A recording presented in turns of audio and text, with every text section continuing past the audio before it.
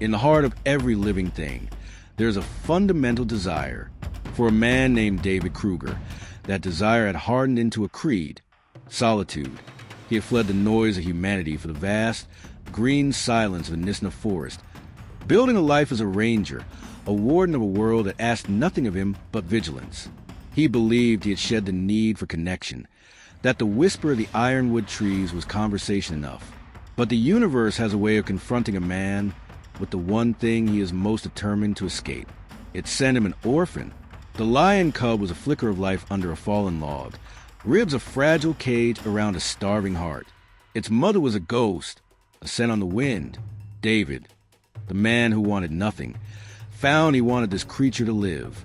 He named him Koa, the brave one, and in nursing him, a bond was forged not of choice, but of undeniable primal need.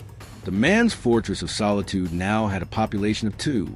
They became a single entity against the backdrop of the forest.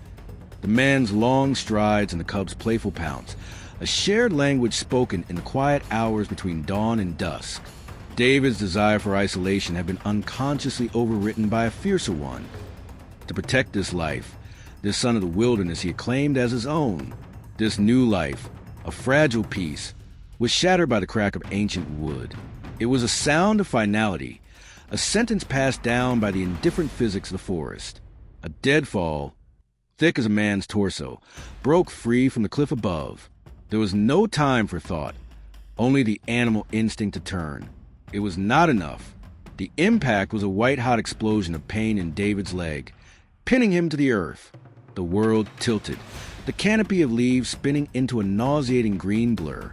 He was trapped, a prisoner of the very wilderness he had sought as a sanctuary. The stakes, once abstract, were now brutally clear. His life, and the life of the young animal who would surely perish without him.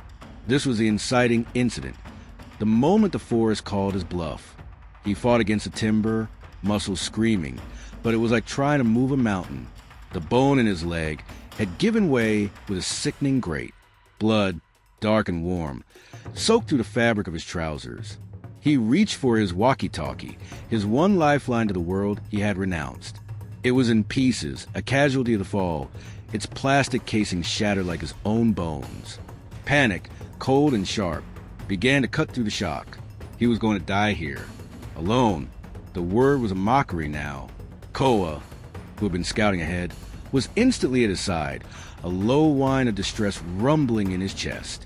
The cub nudged David's face, licking away the sweat and grime, his golden eyes wide with a terror that mirrored David's own. The animal did not understand the mechanics of the trap, only the scent of the protector's pain and fear. The first complication had presented itself.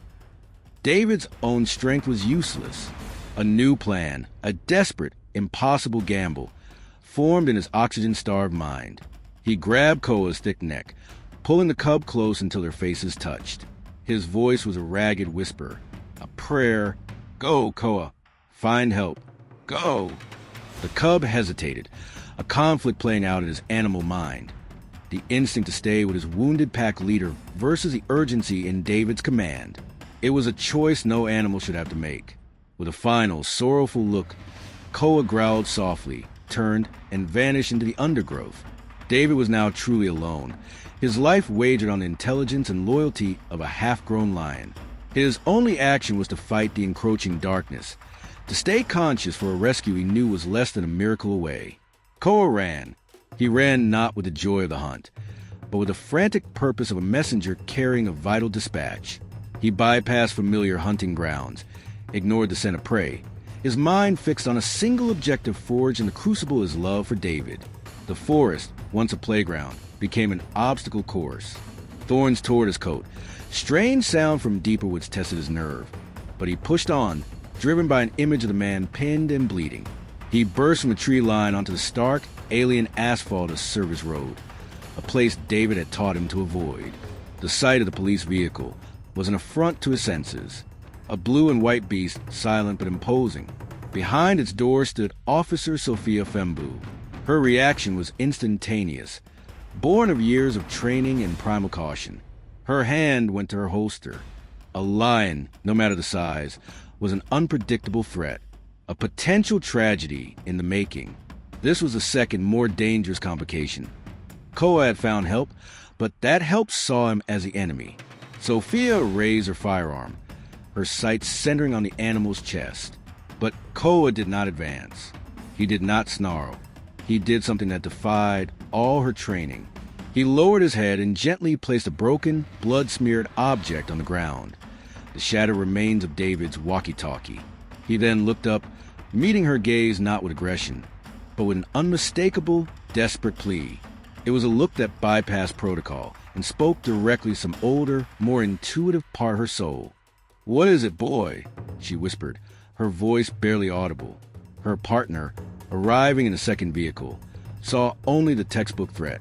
"Sophia, take the shot. Do it now." The demand hung in the air, heavy and absolute. This was Sophia's crisis, a choice between protocol and a gut feeling that felt more like a certainty. To follow orders was to ensure safety, to neutralize the threat, to close the report, to hesitate, to trust this thing was to risk her career, her partner's life, and her own. Koa, sensing the shift in tension, took a step back, turned toward the forest, and then looked back at her, a clear, silent invitation. "Follow me. Stand down," Sophia commanded, her voice ringing with newfound authority. She lowered her weapon, her heart hammering against her ribs. "He's not a threat. He's asking for help." "You can't be serious," her partner argued, his gun still trained on the cub. "It's a wild animal, and he's carrying a ranger's radio covered in blood," she countered, stepping forward slowly, deliberately placing herself in her partner's line of fire. It was an irreversible act of faith. The climax of the moment was not the rescue to come, but this single decision to trust, to bridge the chasm between human fear and animal intention. We're following him. The journey back into the forest was a masterclass in tension. The officers, guns lowered but not holstered, moved with a caution that bordered on disbelief. Koa led them, a phantom of gold and muscle weaving through the dense foliage, periodically glancing back to ensure his reluctant rescuers were still with him.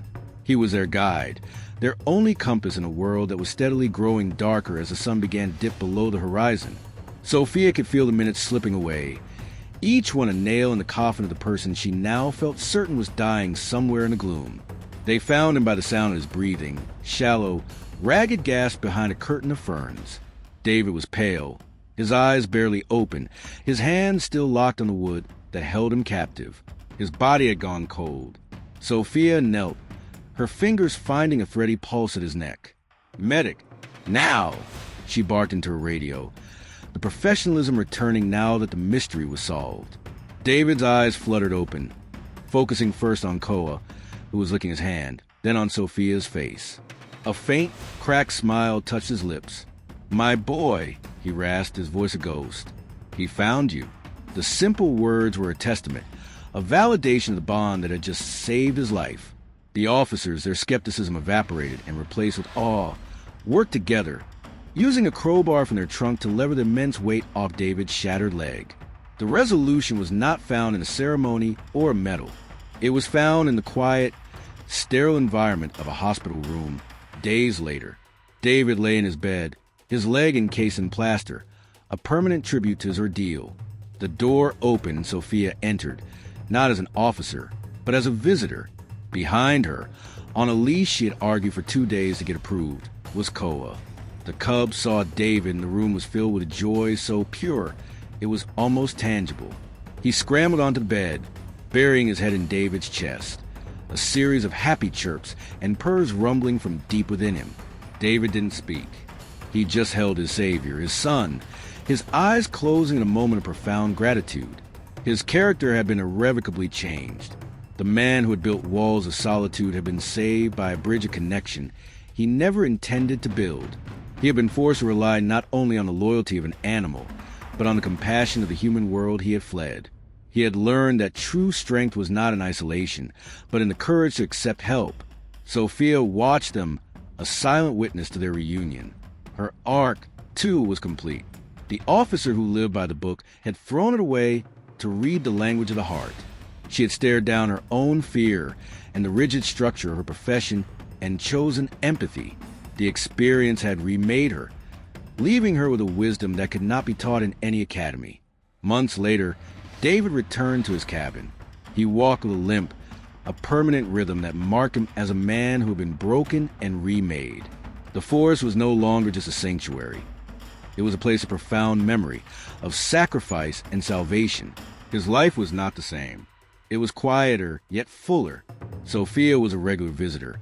Her patrol car, now a familiar sight. She brought not toys or treats, but supplies and conversation, a member of their unlikely pack. The final image is not one of heroics, but of quiet communion. As the African sun bleeds across the horizon, painting the sky in hues of fire and gold, 3 figures sit on the porch of the small wooden cabin. A man, a lion, and a woman. David, with his hand resting on Koa's back. Sophia, leaning against the rail, a cup of coffee in her hand. No words are needed. They simply watch the day end.